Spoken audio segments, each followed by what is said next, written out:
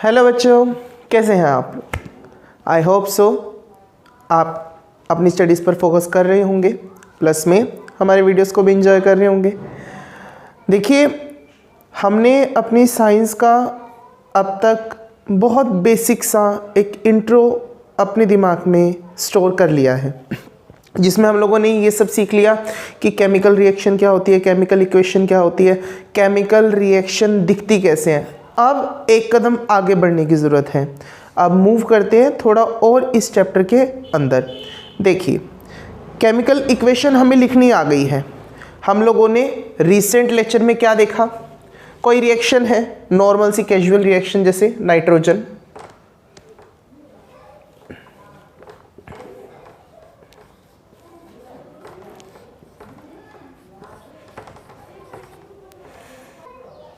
This one is nitrogen gas, hydrogen gas, और तैयार हो गया अमोनिया। देखिए, सबसे पहले तो आज हम लोगों को इस केमिकल इक्वेशन को पढ़ना आना चाहिए कि केमिकल इक्वेशन रीड कैसे होती है। यहाँ पर N2 है, यहाँ पर H2 है, यहाँ NH3 है। आज का लेक्चर बेसिकली थोड़ा न्यूमेरिकल होने वाला है, क्योंकि आपको इसके अंदर ये पता लगेगा कि नंबर ऑफ मॉलिक्यूल कैसे काउंट करते हैं। केमिकल इक्वेशन को लिखना आसान है, केमिकल इक्वेशन को समझना आसान है, पर केमिकल इक्वेशन को समझे कैसे, उसके अंदर क्या क्या काम हो रहे हैं, उसके अंदर कितने मॉलिक्यूल्स हैं, कौन सी स्टेट क्या बताना चाह रही हैं, तो इन सब बातों को समझने के लिए हमें केमिकल इक्वेशंस पढ़नी आनी चाहिए, उसे समझना आना चाहिए। तो आज इस पूरे लेक्चर में हम यही बात करने जा रहे हैं। हम लोगों ने अपने रिसेंट लेक्चर के अंदर केमिकल इक्वेशन लिखना सीख लिया था, जहाँ पर हमने समझा था कि केमिकल इक्वेशन के अंदर एक हमारे पास रिएक्टेंट है जो एरो के लेफ्ट साइड होता है, फिर हमारे पास प्रोडक्ट है जो एरो के राइट हैंड साइड होता है। ये नीचे जो वैल्यूज़ होती है इन्हें सबस्क्रिप्ट कहते हैं, और लाइक कुछ वैल्यू फ्रंट में भी होती है जिन्हें कोफिशिएंट कहते हैं। ये हमने हमारी रीसेंट लेक्चर में समझा। अगर आप लोगों ने वहाँ केमिकल इक्वेशन को लिखना नहीं सीखा, केमिकल इक्वेशन को रीड करना नहीं सीखा, तो आप उस वीडियो से इसको समझ सकते हैं। देखिए, अब इस लेक्चर के अंदर आज हम सिर्फ क्या समझने वाले हैं कि इस पूरी रिएक्शन को अगर मुझे रीड करना पड़े तो मैं कैसे रीड करूँगा। मैं दोबारा से थोड़ा क्लियर आउट कर दूँ।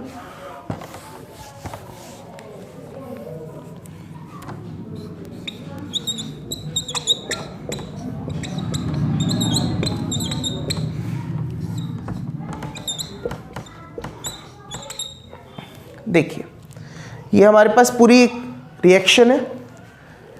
ये नाइट्रोजन है, ये हाइड्रोजन है, और ये अमोनिया। तो अब इस इक्वेशन से हमें पता क्या लगाना है। आज हमारा सिर्फ टॉपिक क्या रहेगा? आज हमारा topic number of molecule count करना ही रहेगा। हमारे एनसीईआरटी के अंदर ये पर्टिकुलरली कोई टॉपिक नहीं है, मतलब कोई ऐसा कहने लगे कि हाँ ये टॉपिक हमारे चैप्टर में है या नहीं, पर ये एसेंशियल टॉपिक ज़रूर है, क्योंकि बहुत से बच्चों को केमिकल इक्वेशन लिखना आ जाता है पर उन्हें समझ में ही नहीं आता केमिकल इक्वेशन दिखती कैसे है। वो इसी चीज़ में कंफ्यूज हो जाते हैं कि केमिकल इक्वेशन रीड कैसे करें, इस टू का क्या मतलब है और इस टू का क्या मतलब है, उन्हें समझ में ही नहीं आता। तो आज इस लेक्चर में आप लोगों ने सिर्फ और सिर्फ यही चीज़ समझनी है कि नंबर ऑफ मॉलिक्यूल कैसे काउंट होंगे केमिकल इक्वेशन में। लास्ट टाइम जो हमने केमिकल इक्वेशन लिखना सीखा, उस केमिकल इक्वेशन के अंदर कितने मॉलिक्यूल्स इन्वॉल्व हो रहे हैं, ये आज इस लेक्चर में हम समझने वाले हैं। अब देखिए, चलिए, यहाँ क्या लिखा हुआ है? N2, यहाँ पे 2 नीचे की तरफ है, N2 डाउनवर्ड्स, और वहाँ देखिए कैसे लिखा है 2NH3, वहाँ 2 आगे की तरफ लिखा हुआ है। NH3 के आगे 2 लिखा हुआ है। देखिए ध्यान दीजिए, क्या बताना चाह रहा हूं कि नंबर ऑफ मॉलिक्यूल कैसे काउंट होंगे। सबसे पहली बात तो ये वाला पोर्शन रिएक्टेंट पोर्शन है, एरो के लेफ्ट साइड वाला पोर्शन कौन सा पोर्शन है, रिएक्टेंट पोर्शन, और वो वाला पोर्शन कौन सा है, प्रोडक्ट वाला पोर्शन। तो नंबर ऑफ मॉलिक्यूल रिएक्टेंट के अलग होते हैं और प्रोडक्ट के अलग, दोनों के अलग अलग होते बराबर हैं। रिएक्टेंट में जितने मॉलिक्यूल होते हैं, आप सभी ने 9th क्लास में law of conservation of mass पढ़ा था, जिसके अंदर आप सबने ये समझा था कि रिएक्टेंट का जो मास है वो बराबर होता है प्रोडक्ट के मास के। तो ऐसे ही जो नंबर ऑफ मॉलिक्यूल होते हैं रिएक्टेंट के, वो बिल्कुल बराबर होते हैं number of molecule of product के। तो अब समझने क्या वाले हैं कि इन नंबर ऑफ मॉलिक्यूल को रीड, अंडरस्टैंड और काउंट कैसे करते हैं। आइए अब यहाँ आइए, पहले रिएक्टेंट वाले एरिया में आइए। आपको 2 एलिमेंट्स दिख रहे हैं, एक नाइट्रोजन एक हाइड्रोजन। क्या क्या दिख रहे हैं, एक नाइट्रोजन दिख रहा है, एक हाइड्रोजन दिख रहा है। क्या यहाँ पे कोई कोफिशिएंट है, कोफिशिएंट कौन था, कोफिशिएंट आगे की तरफ होता है, हाँ जहाँ कुछ नहीं होगा वहाँ 1 होगा, यहाँ पे कोफिशिएंट है। तो अगर मुझे सिर्फ इस नाइट्रोजन के total number of molecule count करने हैं तो मुझे कोफिशिएंट को मल्टीप्लाई करना होगा सबस्क्रिप्ट के साथ, सबस्क्रिप्ट के साथ मल्टीप्लाई करना होगा कोफिशिएंट को। देखिए कोफिशिएंट क्या है 1, इसको किससे मल्टीप्लाई करा, 2 के साथ, 2 आ गया। तो total number of molecule in reactant, reactant के अंदर नाइट्रोजन कितना है 2, यहाँ पे कोफिशिएंट 1 और यहाँ कितना लिख रहा है 2, तो 2 बंदा 2, तो नाइट्रोजन कितने हैं यहाँ पे 2। ऐसे ही अगर मूव करें हाइड्रोजन पे आ जाए, दोबारा से वही coefficient multiply subscript, 1 multiply 2 again 2, तो हाइड्रोजन भी कितना है यहाँ पे 2, नाइट्रोजन 2, हाइड्रोजन भी 2। अब आइए प्रोडक्ट में क्या लिखा हुआ है 2 ऑफ NH3। यहीं पे बच्चे कंफ्यूज होते हैं, ये बिल्कुल बेसिक सा एग्जांपल लिया है, बहुत इजी सा एग्जांपल लिया है। एक इसके बाद भी एक और लेवल है, उसको हम नेक्स्ट एग्जांपल में कंसल्ट करेंगे। 2 ऑफ NH3, ध्यान दीजिए अब यहाँ पर हमारे पास कौन है, एक बार N है और एक बार कौन है H3। अब मुझे काउंट करना है दोबारा से, नाइट्रोजन को अलग काउंट करना है, हाइड्रोजन को अलग काउंट करना है। ध्यान दीजिए नाइट्रोजन कैसा है, नाइट्रोजन का सबस्क्रिप्ट कितना है 1, क्या समझाया था, जहाँ कुछ नहीं होता वहाँ क्या लगेगा 1। अब सेट हो गई ये दोबारा से, देखिए अब क्या दिखेगा, ये 2 इसके साथ भी है, 2 सामने लिखा है ना, कोफिशिएंट सामने है ना, कोफिशिएंट हमेशा होल के लिए यूज होगा, पूरे के लिए यूज होगा कोफिशिएंट। तो यहाँ कोफिशिएंट 1 था तो पूरे के लिए 1, यहाँ कोफिशिएंट 2 है तो पूरे के लिए 2, मतलब 2 इसके साथ भी है, 2 इसके साथ भी है। अब इन्हें खोल लो, ये कैसा दिख रहा है 2N1 हो गया, यस। अब इधर आ जाइए, ये कैसा दिख रहा है 2H3 हो गया, यस। अब ध्यान दीजिए N कितना बना, कोफिशिएंट मल्टीप्लाई सबस्क्रिप्ट 2 मल्टीप्लाई 1 2, तो यहाँ नाइट्रोजन कितना है 2। हाइड्रोजन पे आइए, कोफिशिएंट मल्टीप्लाई सबस्क्रिप्ट 2 3 6, तो आंसर कितना आया 6, तो हाइड्रोजन कितना 6।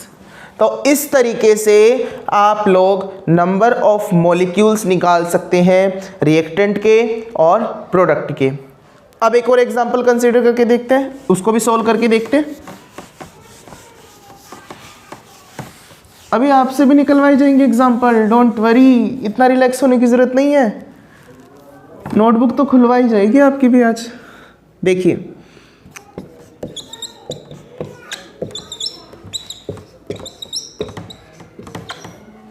चलिए फटाफट से मुझे रिएक्टेंट के मॉलिक्यूल्स और प्रोडक्ट के मॉलिक्यूल्स निकाल के दिखाइए। फटाफट से वीडियो को पॉज करिए और पॉज करके जल्दी से सोल्व करिए।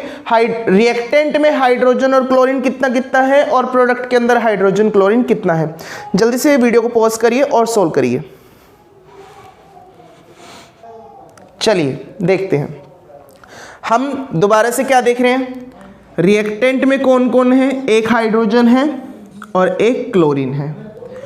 सबसे पहला काम क्या बताया था, कोफिशिएंट देखो क्या है, कोफिशिएंट जहाँ कुछ ना हो वहाँ 1 है, 1H2 1Cl2 बन गया। अब वही rule, coefficient multiply subscript 1 multiply 2 2, तो हाइड्रोजन कितने हैं 2, मीन्स रिएक्टेंट के अंदर हाइड्रोजन कितने हैं 2। अब आइए क्लोरीन पे, 1 मल्टीप्लाई 2, क्लोरीन भी कितना है 2, तो क्लोरीन भी कितना आया 2।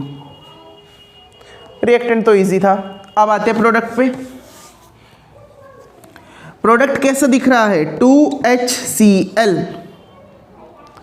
अब 2 इसके साथ भी है, 2 इसके साथ भी है, तो कैसे लिखेंगे। पर सर यहाँ पे तो सबस्क्रिप्ट तो है ही नहीं, तो क्या बताया था, जहाँ कुछ नहीं होता वहाँ क्या होता है 1। दोबारा देखें, 2H1 2Cl1 करें इसकी वैल्यू को काउंट, 2 मल्टीप्लाई 1 2, तो हाइड्रोजन कितने हैं 2 हैं, 2 मल्टीप्लाई 1 2, क्लोरीन भी कितने हैं 2 है। तो यहाँ से हमें पता लग गया कि रिएक्टेंट के अंदर और प्रोडक्ट के अंदर हाइड्रोजन और क्लोरीन के मॉलिक्यूल कितने प्रेजेंट है। एक और एग्जांपल लेकर देखते हैं।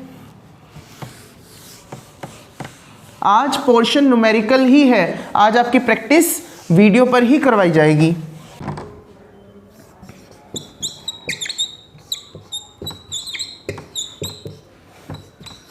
चलिए करते हैं शुरू।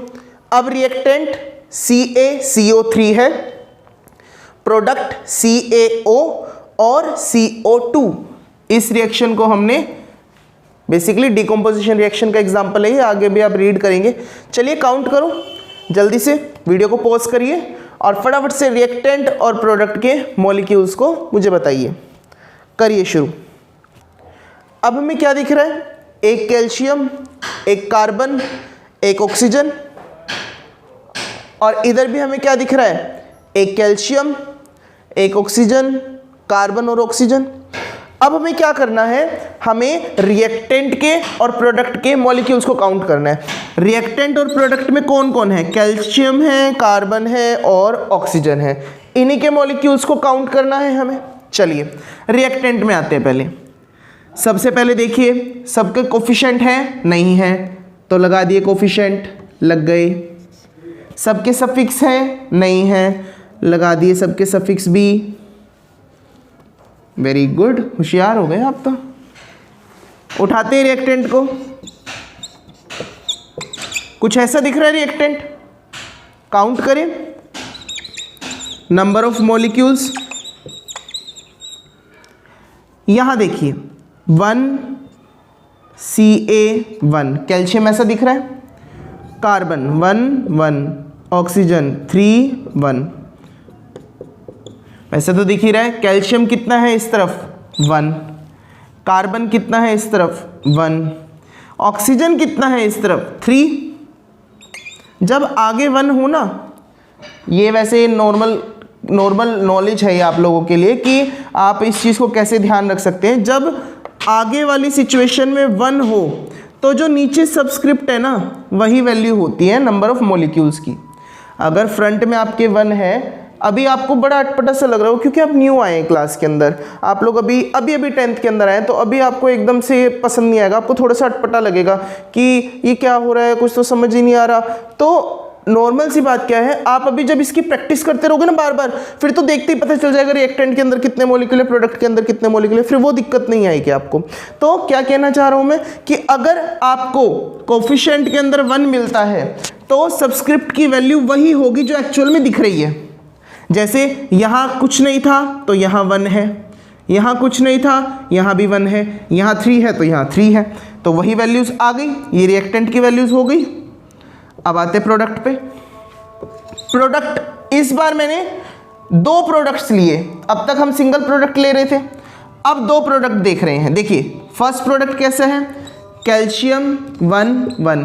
वही ट्रिक वाली बात कि अगर कोफिशिएंट की वैल्यू 1 है तो हमारे सबस्क्रिप्ट सेम रहेंगे, उनका जो आंसर है, नंबर ऑफ मॉलिक्यूल का जो आंसर है वो बिल्कुल इक्वल होगा सबस्क्रिप्ट की वैल्यू के।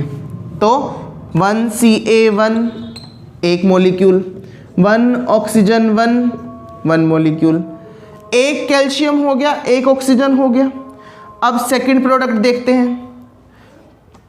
कार्बन 1 है, ऑक्सीजन 2 है। देखिए ऑक्सीजन 2 बार हो गया, 1 है और 1 2 है, 1 और 2 ये 2 वैल्यू आ रही है ऑक्सीजन की, तो ऑक्सीजन तो एक ही बार लिखा जाएगा ना, मतलब ऑक्सीजन इसका टोटल होगा। तो ऑक्सीजन कितना हो गया फाइनली 3। तो देखिए दोबारा से, प्रोडक्ट के अंदर भी कैल्शियम कितना 1, कार्बन कितना 1 और ऑक्सीजन कितना 3। तो यहाँ से पता चलता है कि रिएक्टेंट के मॉलिक्यूल कितने हैं और प्रोडक्ट के मॉलिक्यूल कितने हैं। अब थोड़ा सा टफ करते हैं हमारे क्वेश्चंस को, बड़ी देर हो गई, आप लोग बड़ा रिलैक्स चिल मार रहे हो बेड पे बैठे बैठे।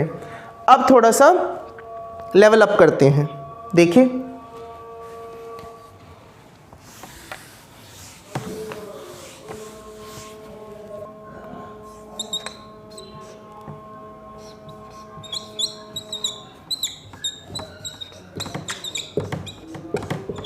अब देखिए कैल्शियम प्लस वाटर और क्या बन रहा है, कैल्शियम हाइड्रोक्साइड। अब पता करिए कि इसके अंदर रिएक्टेंट और प्रोडक्ट की वैल्यू क्या है। कि सर यहाँ तो ब्रैकेट लग गई, बस यही फ़र्क है, यही नई चीज़ रीड कर रहे हैं। जब भी आपको किसी भी एलिमेंट के ऊपर, मान लो कोई ए बी नाम का एलिमेंट है और ऐसे ब्रैकेट लग रही है और उसके नीचे कुछ वैल्यू लिखी हुई है, मान लो 3 लिखी है, तो बस यही ध्यान रखना है, जैसे फ्रंट वाले कोफिशिएंट को सबके साथ काउंट करते हो ना, ऐसे ही ब्रैकेट वाली वैल्यू को भी सबके साथ काउंट करना होता है। ये इसके लिए भी है और ये इसके लिए भी है, तभी तो ब्रैकेट लगाई ना, वो यही तो बताना चाह रहे हैं ना कि ये जो 2 है ये इसका भी है और इसका भी है। तो अब करें इसको सोल्व एक बार। देखिए कैल्शियम कितनी, कैल्शियम की वैल्यू 1, रिएक्टेंट में कैल्शियम क्या है 1, रिएक्टेंट में हाइड्रोजन कितना है 2, देखकर ही पता लग रहा है अब तो, क्योंकि कोफिशिएंट सबके 1 है, सफिक्स की वैल्यू सेम होगी। ऑक्सीजन कितना है 1, ये रिएक्टेंट की वैल्यू आ गई। आते प्रोडक्ट पे, देखिए अब ध्यान से, कैल्शियम तो सेम है, कैल्शियम कितना 1, पर ध्यान दीजिए अब 2 किसके साथ है, O के साथ भी है, 2 किसके साथ है, H के साथ भी है, तो ऑक्सीजन भी कितनी 2 और हाइड्रोजन भी कितनी 2। तो ऐसे सम्स में जब आपको नंबर ऑफ मॉलिक्यूल काउंट करने हो तब नंबर ऑफ मॉलिक्यूल्स दोनों के साथ काउंट करे जाएंगे जहां ब्रैकेट लगी हो। एक न्यूमेरिकल दिया जाए, उसको सॉर्ट आउट करके देखिए।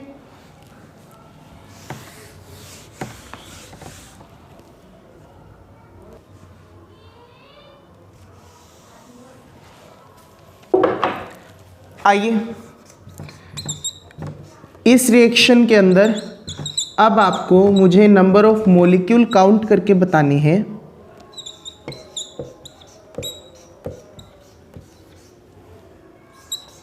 जी, ये क्लोरोमीथेन है, ये वाटर है, क्लोरोमीथेन वाटर, ये मिथेनॉल बना और ये हाइड्रोक्लोरिक एसिड। तो अब निकालिए नोटबुक और मुझे काउंट करके बताइए कार्बन, हाइड्रोजन, क्लोरीन और ऑक्सीजन के रिएक्टेंट के मॉलिक्यूल और प्रोडक्ट के मॉलिक्यूल। करिए शुरू, वीडियो को पॉज करिए और इनके वैल्यूज़ को निकालिए।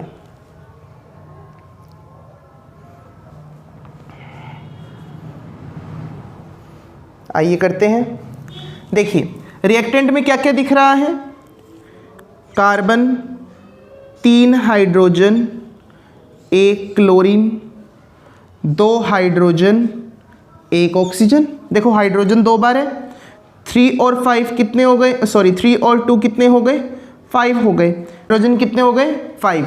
क्योंकि आप देख पा रहे हैं कोफिशिएंट 1 है, तो जो वैल्यू नीचे दिख रही है वही वैल्यू हमारी एग्जैक्ट वैल्यू होने वाली है। कार्बन कितना, 1, क्लोरीन कितना, 1, ऑक्सीजन कितना, 1। तो आ गए हमारे पास रिएक्टेंट के मॉलिक्यूल्स। रिएक्टेंट के हिसाब से कार्बन हो गया, हाइड्रोजन हो गई, क्लोरीन हो गया और ऑक्सीजन हो गई। अब आते हैं प्रोडक्ट की साइड में, carbon, hydrogen, oxygen, hydrogen, hydrogen, chlorine कई बार है। देखिए carbon 1 time, hydrogen 3 time, oxygen 1 time, hydrogen 1 time, hydrogen again 1 time और क्लोरीन। अब काउंट करते हैं। कार्बन की वैल्यू, सबके कोफिशिएंट 1 है तो वही वैल्यू होगी जो नीचे सबस्क्रिप्ट की वैल्यू होगी। कार्बन कितना, 1, हाइड्रोजन कितने, 3, 4, 5, हाइड्रोजन कितने हो गए, 5, ऑक्सीजन 1 टाइम और क्लोरीन 1 टाइम। तो ये वैल्यू हो गई रिएक्टेंट्स की और यही वैल्यू हो गई प्रोडक्ट्स की। दैट मीन्स टू से कि हमारे पास में जो नंबर ऑफ मॉलिक्यूल है रिएक्टेंट के वो अलग काउंट करने हैं, जो नंबर ऑफ प्रोडक्ट है वो हमारे पास अलग काउंट करने हैं। तो आप लोगों को ये कंसेप्ट समझ में आ गया कि नंबर ऑफ मॉलिक्यूल कैसे निकालने हैं। अब आप लोगों के मन में एक डाउट आ रहा होगा कि सर इस नंबर ऑफ मॉलिक्यूल्स की नीड क्या पड़ी, हमें क्यों पढ़ाया जा रहा है ये टॉपिक, ताकि ऐसा क्या होने वाला है इस टॉपिक के थ्रू। देखिए जब आपको केमिकल इक्वेशन लिखवाई थी तब मैंने एक बात ये कही थी कि केमिकल इक्वेशन के टाइप होते हैं और केमिकल इक्वेशन बेसिकली 2 टाइप की होती है, एक बैलेंस्ड और एक अनबैलेंस्ड। एक बैलेंस्ड टाइप होती है और एक अनबैलेंस्ड टाइप होती है। बैलेंस्ड टाइप इक्वेशन को बैलेंस्ड इक्वेशन कहते हैं, बैलेंस्ड केमिकल इक्वेशन कहते हैं, और जो अनबैलेंस्ड होती है उसको स्केलेटन इक्वेशन कहते हैं। Skeleton equation. अब आप लोगों के मन में आया होगा सर ये जो आपने करवाया रिएक्टेंट प्रोडक्ट, इसका इसके साथ क्या लिंक है। देखिए बैलेंस्ड केमिकल इक्वेशन कौन सी इक्वेशन होती है, ये वो केमिकल इक्वेशन है जिसमें रिएक्टेंट के मॉलिक्यूल्स इक्वल होते हैं प्रोडक्ट के मॉलिक्यूल्स के। आप लोग देख पा रहे हो हाइड्रोजन 5 है, हाइड्रोजन 5 करेक्ट, कार्बन 1 है, कार्बन 1 करेक्ट, क्लोरीन 1 है, क्लोरीन 1 करेक्ट, ऑक्सीजन 1 है, ऑक्सीजन 1। मीन्स हमारी सारी वैल्यूज मैच कर रही हैं। तो जब हमारे रिएक्टेंट के मॉलिक्यूल्स इक्वल आ जाए प्रोडक्ट के मॉलिक्यूल्स के, उस टाइप की इक्वेशन को बैलेंस्ड केमिकल इक्वेशन कहा जाता है। तो आप लोगों से क्वेश्चन पूछा जा सकता है कि आपको जो दी गई इक्वेशन है क्या ये बैलेंस है या नहीं, तो तब आपको ये वाली चीज़ अप्लाई करनी है, नंबर ऑफ मॉलिक्यूल्स पता करने हैं कि नंबर ऑफ मॉलिक्यूल्स इक्वल है या नहीं। अगर वो नंबर ऑफ मॉलिक्यूल्स इक्वल है दैट मीन्स ये बैलेंस्ड केमिकल इक्वेशन है, अगर वो नंबर ऑफ मॉलिक्यूल्स इक्वल नहीं है दैट मीन्स वो अनबैलेंस्ड केमिकल इक्वेशन है। तो बैलेंस्ड और अनबैलेंस को अगर चेक करना है तो आपको ये नंबर ऑफ मॉलिक्यूल अप्लाई करने होंगे। ठीक है, समझ में आया। तो एग्जाम में जब क्वेश्चन आएगा कि आप लोगों को चेक करने के लिए दिया जाएगा, चेक करिए गिवन इक्वेशन बैलेंस्ड है या नहीं, अनबैलेंस्ड है या नहीं, तब आपको नंबर ऑफ मॉलिक्यूल ही चेक करने हैं, तभी आप बता सकते हैं ये बैलेंस्ड है या नहीं। और यहाँ से हमने क्या जाना कि 2 तरीके की इक्वेशन होती है केमिकल इक्वेशन, एक बैलेंस्ड केमिकल इक्वेशन, एक unbalanced chemical equation. Balanced chemical equation कौन सी, जिसमें नंबर ऑफ रिएक्टेंट इक्वल होते हैं नंबर ऑफ प्रोडक्ट के, और अनबैलेंस्ड केमिकल इक्वेशन कौन सी है, जिसमें नंबर ऑफ रिएक्टेंट इक्वल नहीं होते नंबर ऑफ प्रोडक्ट के। होप सो आपको ये वाला टॉपिक क्लियर हुआ होगा। थैंक यू क्लास, मिलते हैं नेक्स्ट वीडियो में नेक्स्ट न्यू लेक्चर के साथ। Bye bye.